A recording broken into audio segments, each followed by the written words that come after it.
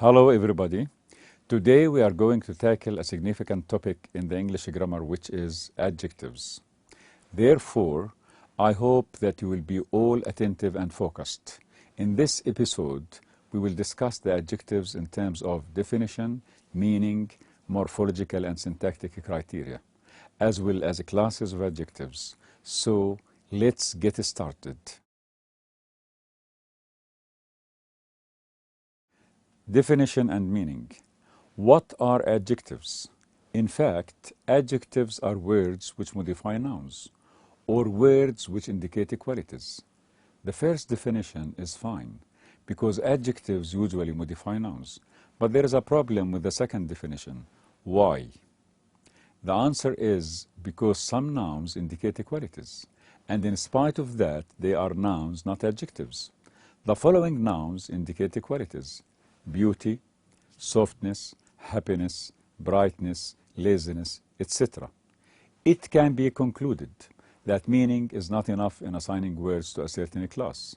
Morphological and syntactic characteristics are more reliable. So let's move to discussing the morphological and syntactic criteria of adjectives.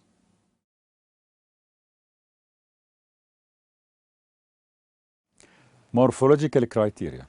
In this respect, adjectives have typical derivative affixes which distinguish them from other word classes. The most typical adjectival suffixes are a, able or ible, readable, visible, full, useful, beautiful, ive, attractive, active, sh, childish, selfish, ic or ical, economic, grammatical, less, careless, useless, and ous, virtuous, courageous. Then we have y, lazy, sunny, filthy, like, baby-like, monkey-like.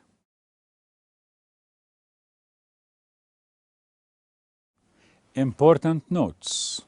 Number one, the ly suffix in adverbs indicating manner occurs after most adjectives. Examples: large, largely, quick, quickly, careful, carefully. Number two, a few adjectives that are derived from nouns end in the suffix ly. Examples: manly, friendly, cowardly, brotherly.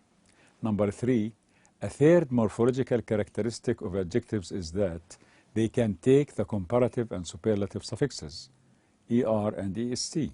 Examples: small, smaller, or smallest.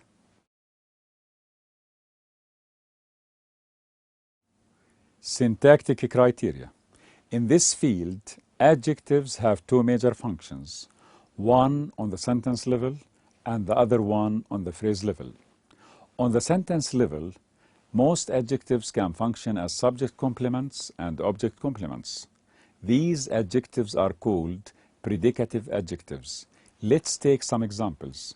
1. Bill is happy. 2. Susan made her husband glad. In these two examples, the words happy and glad are predicative adjectives. That is, they stand at the end of the sentences, and particularly after the nouns they modify. On the phrase level, adjectives are pre-modifiers of nouns, and they are called attributive adjectives. Look at these examples: tall man, young teacher, a brilliant idea, and tedious task. Note, adjectives may be pre-modified by the intensifier very. Look at these examples. Number one, she is a very intelligent woman.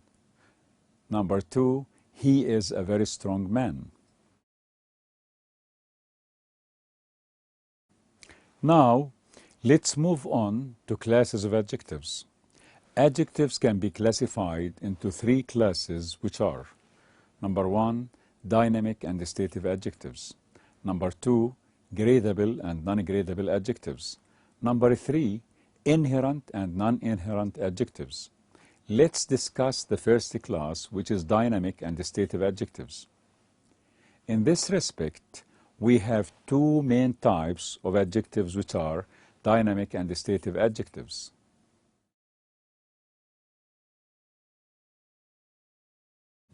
Let's start with dynamic adjectives. What do we mean by dynamic adjectives? The word dynamic refers to continuity. So dynamic adjectives are adjectives which can be used with the progressive or continuous verbs. Consider the following examples of dynamic adjectives: careful, active, cruel, impatient, careless, friendly, hasty, ambitious, cheerful, funny, etc. Unlike dynamic adjectives, stative adjectives do not accompany progressive verbs. That is, they are not used with continuous verbs. Examples on stative adjectives: tall, short, fat, thin, beautiful, ugly, etc.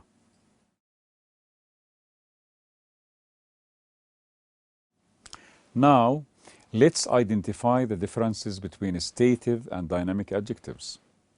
Following are the main differences between these two classes of adjectives. Number one, dynamic adjectives can be used with the progressive aspect, whereas stative adjectives cannot. Examples: A. Bill is being impatient. As we can see, the dynamic adjective impatient is being used with the progressive verb is being. It's wrong to say Bill is being tall. Why is that? Simply because tall is a stative adjective and it cannot be used with the progressive verbs. Number two, a dynamic adjective can be used with the imperative, whereas a stative adjective cannot. Look at these examples. A. Be patient. Here it is right because patient is dynamic. B. Be tall. In this example, the sentence is wrong because tall is a stative. Number three, a dynamic adjective can be used with the phrase for the sake of, whereas a stative adjective cannot. Consider the following examples. A. She was kind for the sake of her husband. The word kind is a dynamic adjective. It's wrong to say she was tall for the sake of her husband. In this example, tall is a stative adjective, and that's why we cannot use it with the phrase for the sake of.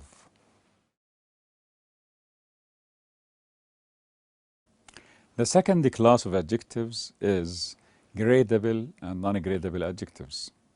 Adjectives can be classified into two categories, which are gradable and non-gradable adjectives. Let's start with the gradable adjectives. Let's give the definition first. What is a gradable adjective? A gradable adjective is an adjective which can be pre-modified by adverbs such as very, so, rather, extremely, or which can have the comparative and superlative forms. Look at the following examples which have gradable adjectives. Number one, she is a very pretty girl. Number two, this is an extremely narrow road. Number three, Sammy is a rather timid person. In the previous examples, the adjectives are all pre-modified by adverbs. Therefore, they are called gradable adjectives. Number four, Mary is cleverer than Helen.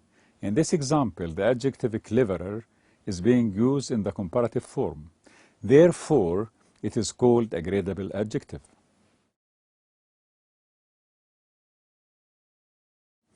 Unlike gradable adjectives, ungradable adjectives are adjectives which cannot be pre-modified or compared. Consider the following examples. 1. He traveled to America for medical reasons. 2. This is a hospital for mental diseases. 3. She works at the Ministry of External Affairs. 4. Poor countries are always in need of financial help. Note, all the previous four adjectives are ungradable because they can neither be pre-modified nor can they be compared. Therefore, it's wrong to say a very financial help or a more medical operation.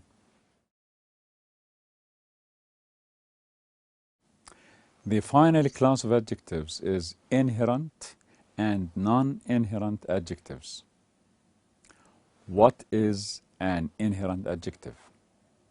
It is an adjective that characterizes the referent of the noun it modifies directly.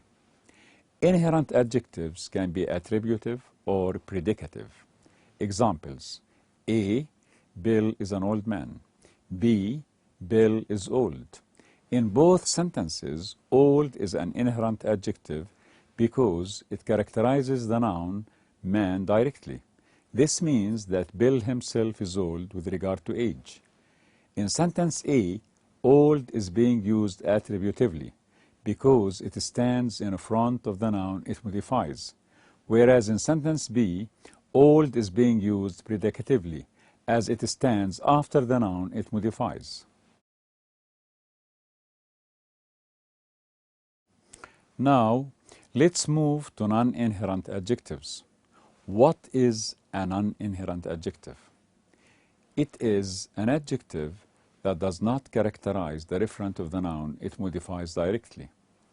Look at the following examples. 1. Bill is an old friend of mine. 2. You are talking to the wrong person. As we can see, in sentence 1, old is an non-inherent adjective because it does not characterize Bill directly as being old, but it rather characterizes the friendship between me and Bill as being an old one. The same applies to sentence 2. The person himself is not wrong, but rather the address or the situation is wrong. Now, we come to the end of our meeting for today. I am hopeful that this meeting has been useful and interesting for all of you. I look forward to seeing you in the next meeting. Goodbye.